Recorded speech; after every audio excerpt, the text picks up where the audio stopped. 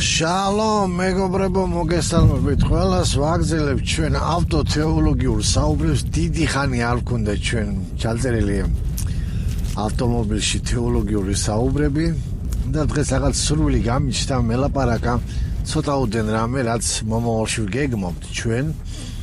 კერძოდ ვგეგმავთ ძალიან საინტერესო ვიდეო გაგვეთილეს ჩაწერას. მე მაქვს ჩაწერილი ეს ვიდეო, მაგრამ არ არის ისეთ ხარისხში, რომელიცაც თქვენ უკვე იმსახურებთ, თვითონ არხი იმსახურებს, არხი რომელიც უკვე ვითარდება და ცდილობთ ძალიან კარგ ხარისხში ჩავწეროთ ვიდეოები. პირველ რიგში გადაღება, შემდეგ ხმა რო კონდეს და შემდეგ ის ეფექტები, რაც საჭიროა ყველაფერი ამისათვის თქვენ იცით რომ ჩვენ ვაგროვებთ კომპიუტერისთვის ფულს. დღეს ამაზე არ ვისაუბრებ, უბრალოდ მე მინდა გესაუბროთ ესე თემაზე, რომელსაც ქვია შავუოთი. ებრაული სიტყვა შავუოთი, რომელიც ნიშნავს კვირეებს. თვითონ ასე მრავლობითია კვირეებს ნიშნავს და ეს დღესასწაულის ჩვენ ქართული თარგმანში წერია 50-ე დღის დღესასწაული. ტრადიცია გვასწავლის, ჩვენ საეკლესიო ტრადიცია გვასწავლის და სახარებას გვიყვება, რომ მოციქულებზე სულთმოფენობა მოხდა ზუსტად 50-ე დღეს. გადმოვიდა ქრისტეს აღდგომიდან.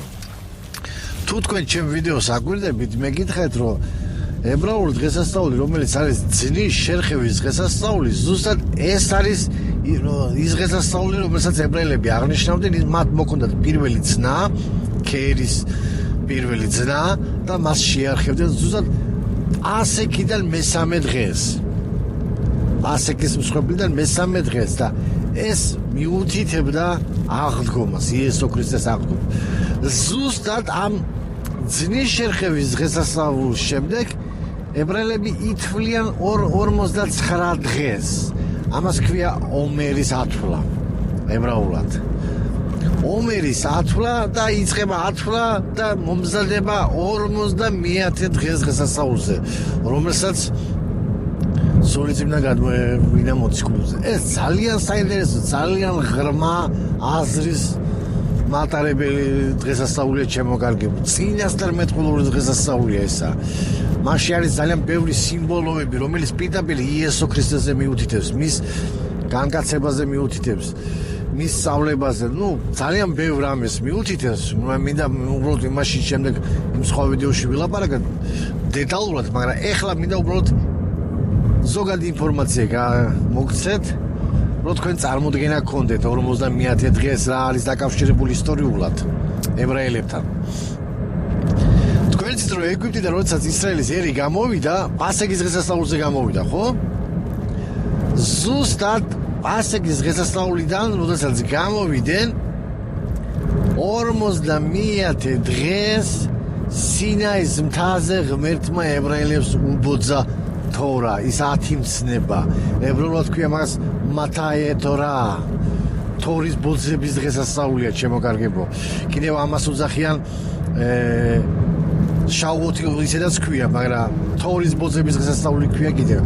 და ზუსტად თქვენ იცით რომ როდესაც სულიწმინდა გადმოვიდა მოციქულებზე, თორა რომელიც უკვე იყო ბოძებული სინაის მთაზე დაფებზე იყო დაწერილი, გადაინაცვლა მოციქულების გულებში. თორა არ შეცვლილა, რჯული არ იცვლება, მაგრამ ის ათიმცნება უკვე დაფებზე დაწერილი კი არ იყო, ადამიანების გულში იყო დაწერილი, მოციქულების გულში იყო. რატო იყო დაწერილი? მეორე მინიშნება, რომელიც მე მინდა დღეს გითხრათ, სად ინახებოდა ეს თორა, ეს მოსეს რჯული? თქვენ ცით ყველა წმინდათა წმინდაში, რა თქმა უნდა, სადაც იყო აღთქმის კიდობანი, ხო? მიგდაში უძახიან მაგას ებრაულად, ხო?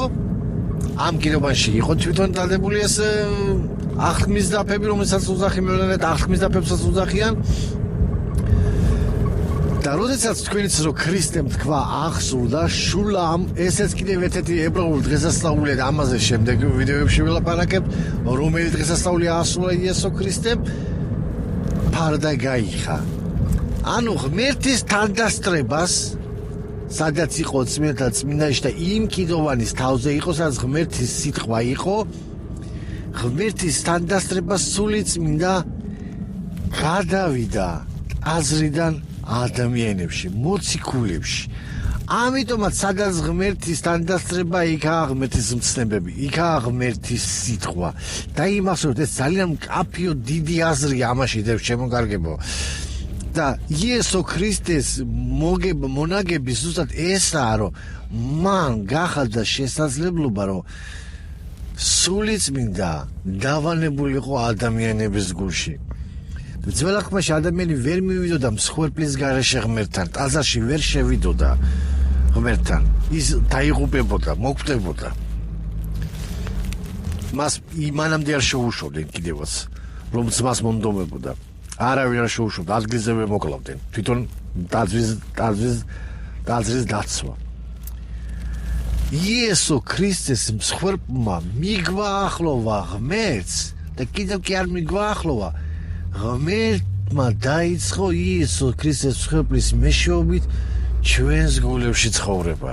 და მისი მცნებები, მისი ღვთაებრივი კონსტიტუცია გადავიდა წიგნიდან დაფებზე ჩვენს გულებში. ესაა ძალიან დიდი მნიშვნელოვანი ღრმა აზრი და ეს არის 50 დღე მათათ ტორა, რასაც ქვია, თორის ბოძების დღე. ზუსტად ეკლესიას ღმერთმა თორა უბოძა თავის გულში.